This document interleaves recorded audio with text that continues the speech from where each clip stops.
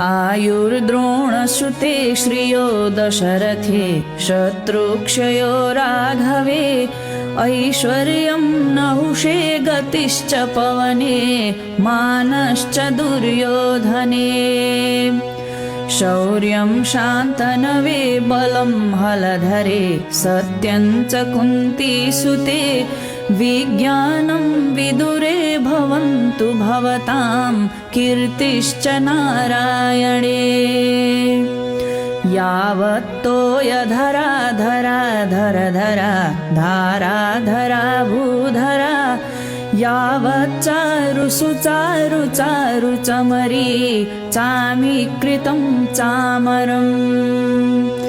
यावद् रावण राम राम रमणं रामायणं श्रूयते